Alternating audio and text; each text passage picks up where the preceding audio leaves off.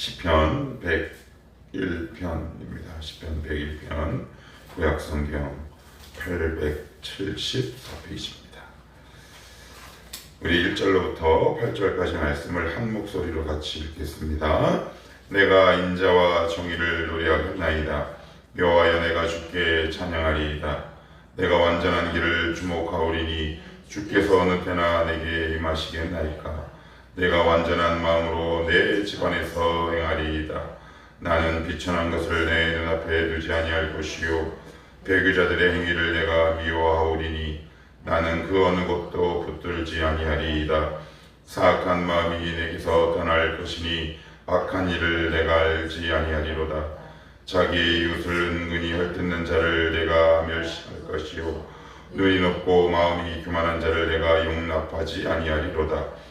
내 눈이 이 땅에 충성된 자를 살펴 나와 함께 살게 하리니 완전한 길에 행하는 자가 나를 따르리로다. 거짓을 행하는 자는 내 집안에 거주하지 못하며 거짓말하는 자는 내 목전에서 서지 못하리로다. 아침마다 내가 이 땅의 모든 악인을 멸하리니 악을 행하는 자는 여호와의 성에서 다 끊어지리로다. 아멘. 시편 101편은 표제에 나와 있는 것처럼 다윗의 시입니다.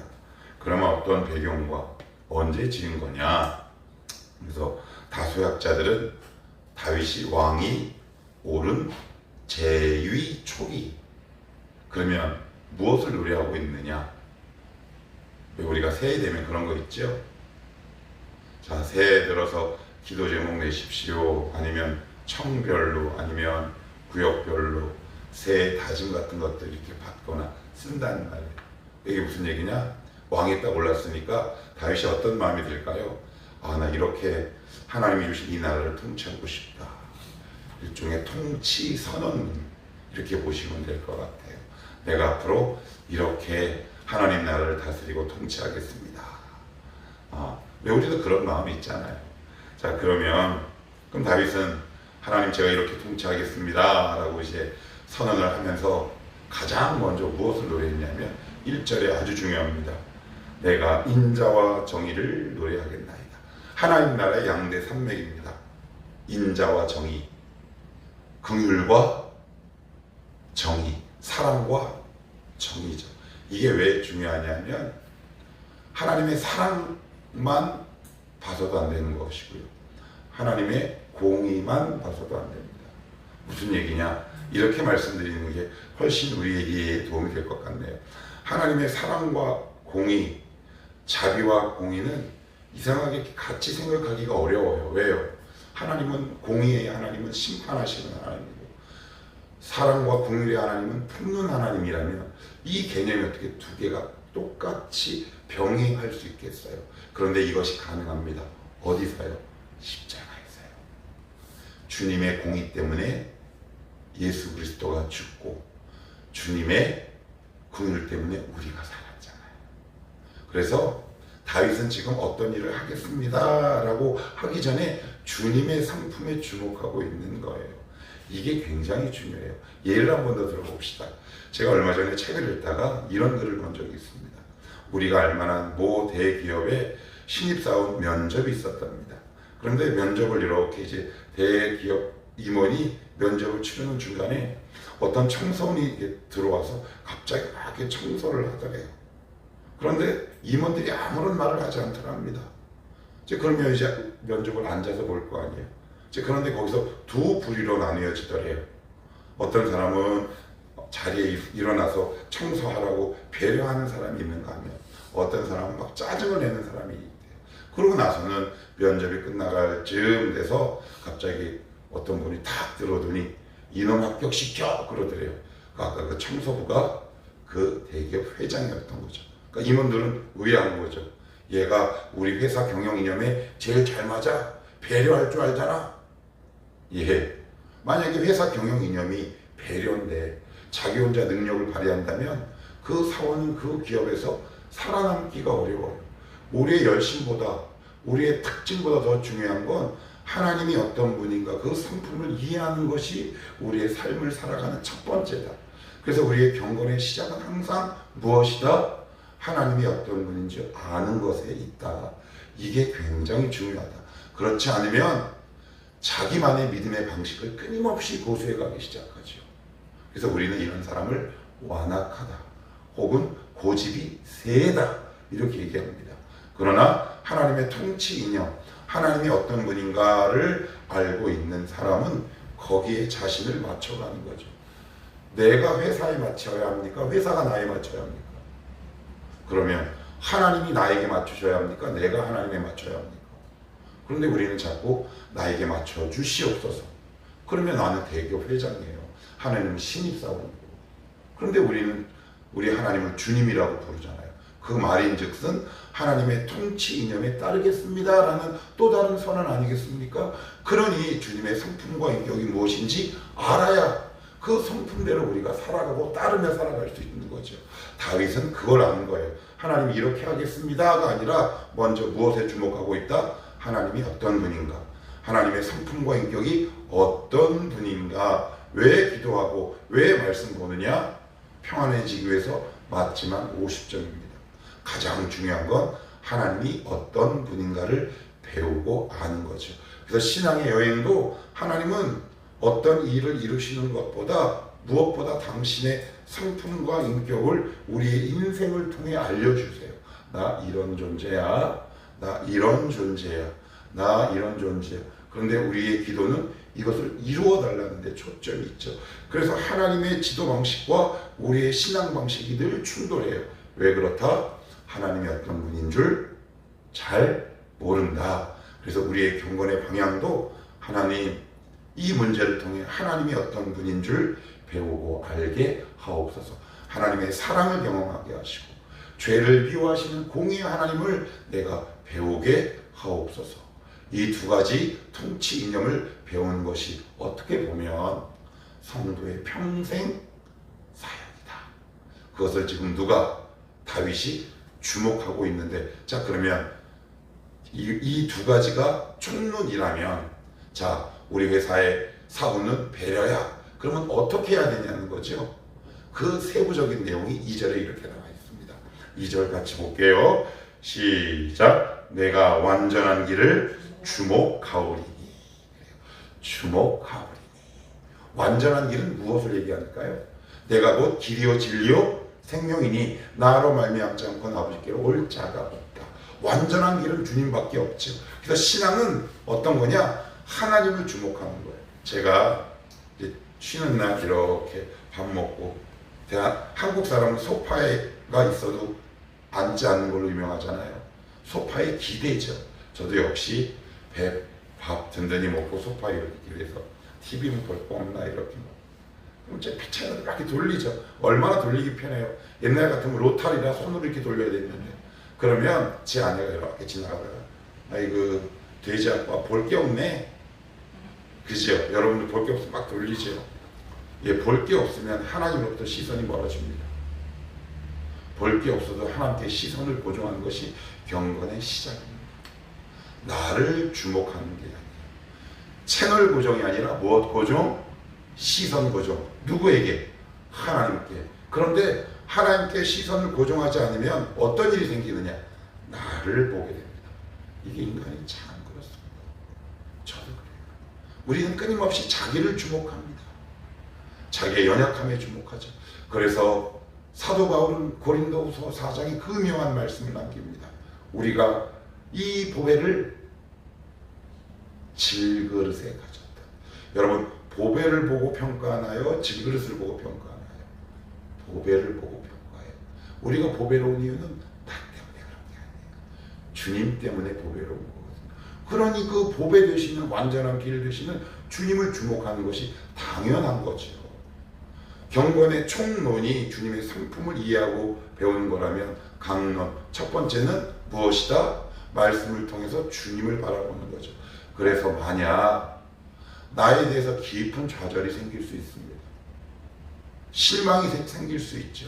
그럴 때 여러분 원래 그래요. 뭘 실망합니까? 실망할 이유가 없어요. 우리는 원래 그래요. 주님을 향한 시선을 잠깐만 거두면 우리는 자기를 바라보게 되고 결국 실망하게 되죠. 그래서 오늘 다윗은 2절에 이어서 이렇게 이야기합니다. 내가 완전한 길을 주목하오리니 주께서 어느 때나 내게 임하시겠나이까. 내가 완전한 마음으로 내 집에서 행하리이다.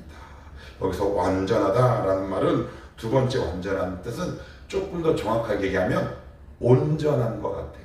완전한 주님을 바라보니까 내가 어떻게 되는 거예요? 온전해지는 거죠. 온전해지는 거예요. 내가 주님을 바라본다고 해서 완전해질 수는 없어요. 온전해지는 거죠. 이것을 한 영어 성경은 이렇게 번역했어요. 아마추어가 아니라 머추어, 성장한, 성숙한. 우리가 언제 성숙해요? 주님을 계속 바라볼 때 우리의 신앙이 성숙하죠. 자, 그러면서 그런 일이 생길 때 우리의 신앙 속에 어떤 열매가 맺어지느냐. 2절 끝에 이렇게 얘기합니다. 내가 완전한 마음으로 내 집안에서 어떻게 해요? 행하리이다. 그래요. 여기서 집은 두 가지 의미를 함께 담고 있다. 이렇게 보셔도 돼요. 하나는 물리적으로 얘기하는 우리 집, 홈. 그리고 두 번째는 우리 마음의 집인 영혼. 여러분 혹시 어떤 연기자를 좋아하십니까? 저는 전에도 말씀드린 것처럼 저는 송강호 씨 좋아합니다. 최민식 씨 좋아해요. 약간 좀 사족을 붙이면 제 아내나 저는 정통파를 좋아합니다. 어릴 때부터 쭉 연극 무대에서 거기서 몸담고 무명의 시를 거쳐서 유명해진 사람들, 그런 사람들 잘 흔들리지 않죠. 연기에 힘과 내공이 있어요. 그렇지만 그들의 연기를 통해 제 삶이 변화되지 않습니다. 제가 아무리 좋아해도 어떤 연기자의 삶을 보고 제 인격과 성품은 변화되지 않습니다. 죄가 끊어지지 않습니다.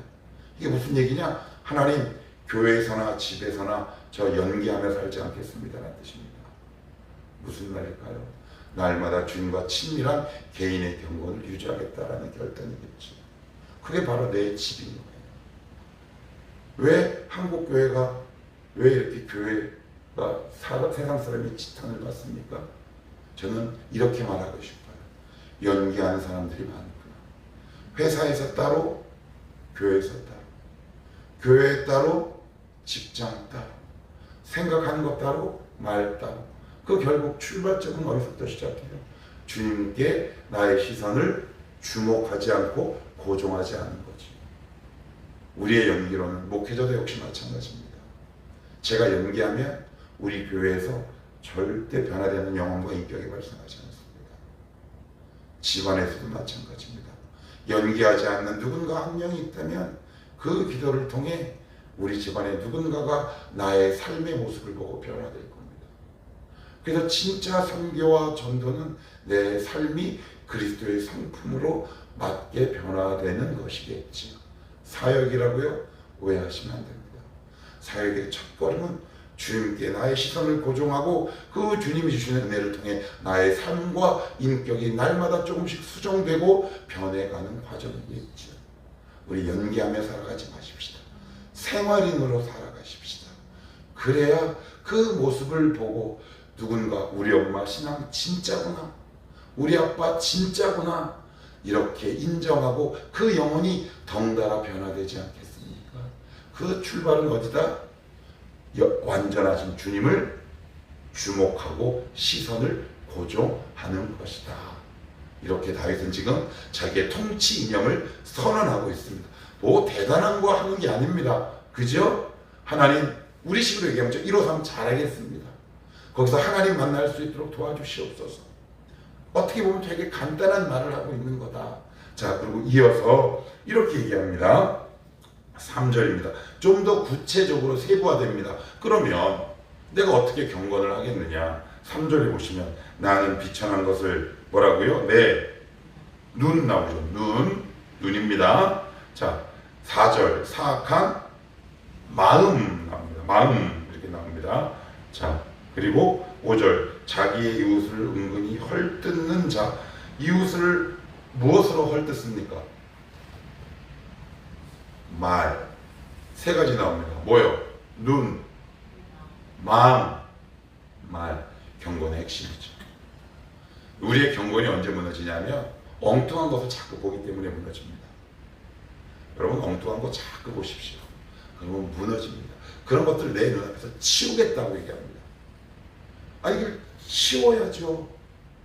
근데 그걸 보고 있으면서 도와주시오. 그거는 잘못된 거죠. 안 봐야 합니다. 던져버리셔야 합니다. 그런데 그것을 여전히 보고 있으면서 내가 하나님 앞에 바른 경건을 하겠다. 요원하죠. 하나님 속이는 겁니다. 하나님 지금도 나의 눈을 미혹해 하는 모든 것들을 의지를 갖고 버리게 하옵소서. 그래야지 우리 마음이 경건해지고 거룩해질 거 아닙니까? 그리고 세 번째 뭐라고요? 말입니다. 말이 굉장히 중요하죠. 그래서 민수기에서 원망을 반복하는 이스라엘 공동체를 향해 하나님이 얼마나 속상하셨는지 이렇게 말씀하시죠. 네 말이 내 귀에 들린 대로 이를 행하리라. 그죠? 그러면 하나님 보시기 가장 아름다운 말 두 개가 있습니다.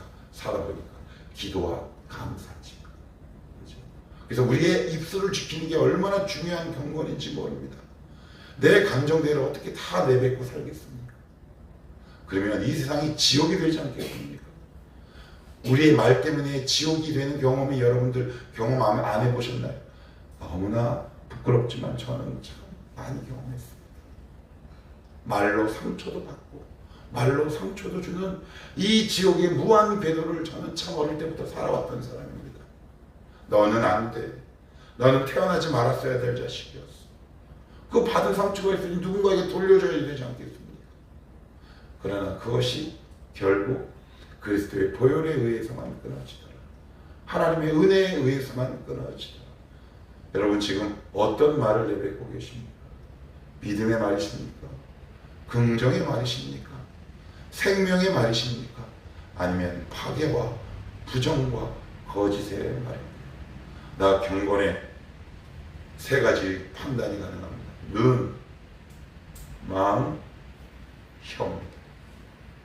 이것만 잘해도 사실 경건은 다 했다 해도 과언이 아닐 겁니다. 자, 그러면 마지막으로 다윗은 이렇게 통치 이념을 밝히고 본문을 마무리합니다. 8절 자 같이 읽습니다. 시작. 아침마다 내가 이 땅의 모든 악의를 멸하리니 악을 행하는 자는 여호와의 성에서 다 끊어지리로다. 언제 한대요? 아침마다.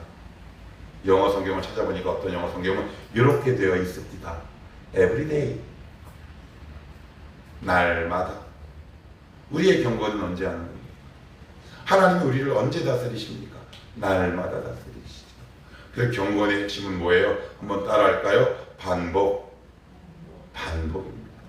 계속 반복하는 겁니다. 이것 말고는 다른 대안이 없습니다. 다른 거 혹시 알고 계신 분 있으세요? 다른 거 혹시? 주님은 만나 먹이는 것을 몇 년 반복하셨나요? 40년 반복하셨어요. 모세는 미디안 광야에서 양떼를 치는 일을 몇 년 반복했습니까? 40년 반복했습니다. 반복만 이길 수 있는 겁니다. 여러분 꾸준히 하십시오. 하루아침에. 그래서 저는 별로 좋아하지 않는 게 뭐냐면 어느 날 은혜 받았다고 간증하는 연예인들 간증 저 아주 탐탁지 않게 생각합니다. 인간은 그렇게 간단하지 않습니다. 우리의 죄의 뿌리가 얼마나 깊은 줄 아십니까? 일예로 유흥했던 한 폭력 조직 두목이 나 변화됐어 라고 간증했다가